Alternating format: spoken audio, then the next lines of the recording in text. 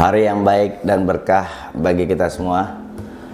Senang rasanya dapat menepati janji nih untuk meneruskan pembahasan terkait standar emas. Melanjutkan episode lalu yang membahas apa itu standar emas. Kali ini kita akan bahas sejarah standar emas itu sendiri, khususnya masa kejayaan standar emas.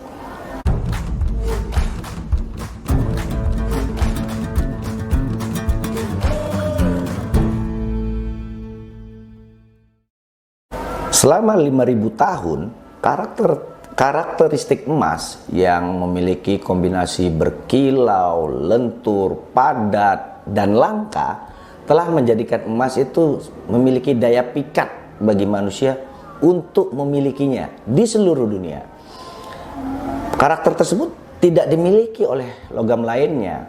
Bahkan menurut Peter Bernstein dalam bukunya The Power of Gold, The History of Obsession, emas sangat padat sehingga 1 ton emas itu dapat dikemas hanya dalam 1 kaki kubik. Nah, dengan berbagai keunggulannya tersebut, sifat emas ini membuat manusia terobsesi untuk memilikinya. Meski pada awalnya itu emas itu digunakan semata-mata untuk pemujaan.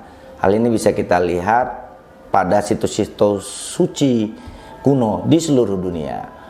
Lalu pemanfaatan emas ini berkembang hingga saat ini yang paling populer adalah dalam bentuk perhiasan. Tapi sebelumnya jauh di masa lalu sekitar tahun 700 sebelum Masehi, emas itu pernah dibuat menjadi koin untuk pertama kalinya, sehingga meningkatkan kegunaannya sebagai unit moneter.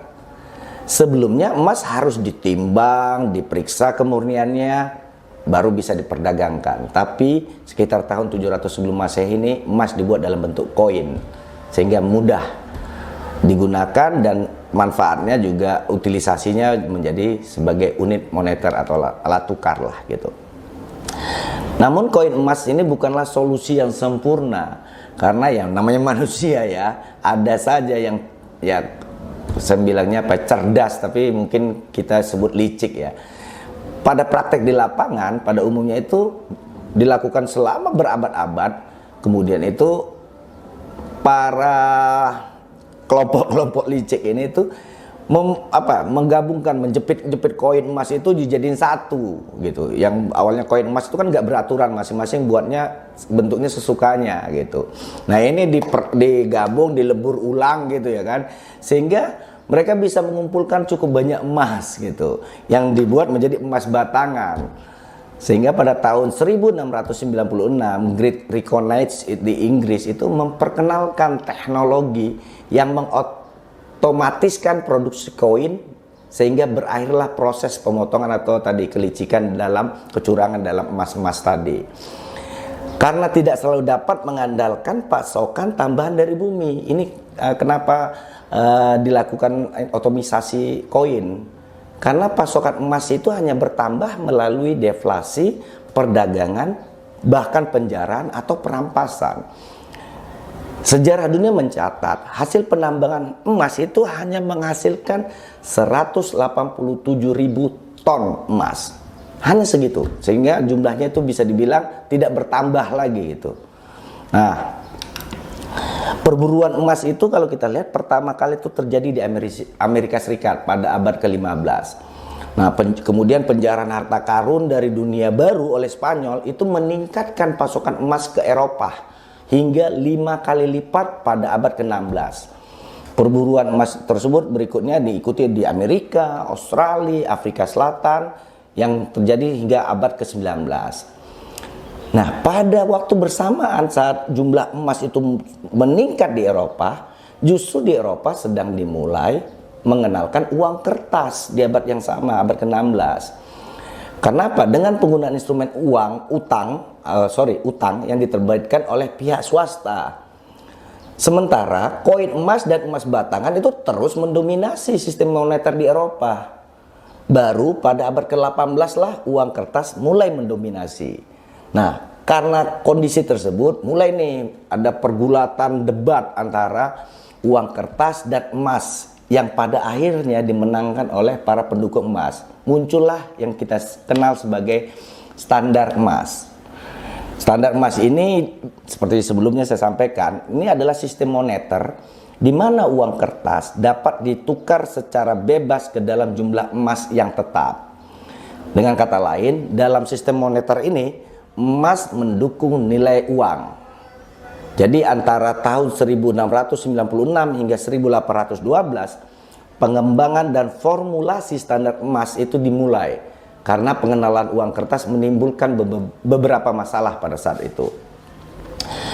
Bahkan pada tahun 1789, Konstitusi Amerika Serikat memberikan Kongres hak tunggal untuk membuat uang koin dan kekuasaan mengatur nilainya. Nah, ini yang menciptakan mata uang nasional yang memungkinkan standarisasi sistem moneter yang sampai saat itu terdiri dari koin asing yang beredar, bahkan sebagian besar dari perak karena muncul udah logam lain yaitu perak. Dengan jumlah perak yang lebih banyak dibandingkan emas, standar bimetalik diadopsi ini pada tahun 1792. Artinya ada standar emas dan standar perak juga. Meskipun rasio paritas perak dan emas ini yang diadopsi secara resmi itu sebesar 15:1 yang mencerminkan rasio pasar pada saat itu. Baru setelah 1793 nilai perak itu terus menurun, mendorong emas keluar dari peredaran, kembali gitu, muncul gitu. Ini menurut hukum Gresham karena jumlah peraknya terus turun. Masalah antara penggunaan perak dan emas ini tidak bisa diatasi lah hingga keluarnya undang-undang koin pada 1834 yang lahirnya ini awalnya itu mendapatkan pertentangan politik yang cukup kuat pada masa itu, di mana para penggemar hard money itu mengadvokasi rasio yang akan mengembalikan koin emas ke peredaran, bukan mendorong keluarnya perak maksud mereka, tapi untuk mendorong keluarnya uang kertas pecahan kecil yang diterbitkan oleh Bank of America yang saat itu tidak disukai.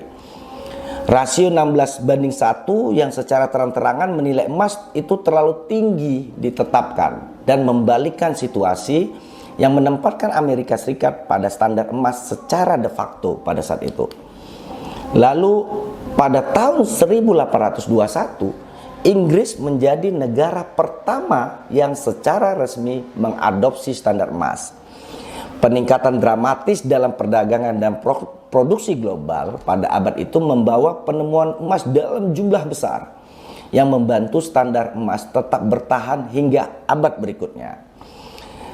Lalu karena semua ketidakseimbangan perdagangan antar negara ini diselesaikan dengan emas, pemerintah memiliki insentif yang kuat untuk menimbun emas untuk mengantisipasi masa depan jika terjadi hal-hal yang menyulitkan perekonomian.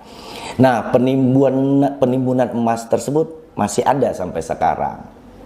Secara global, standar emas itu mulai muncul setelah diadopsi oleh Jerman pada tahun 1871.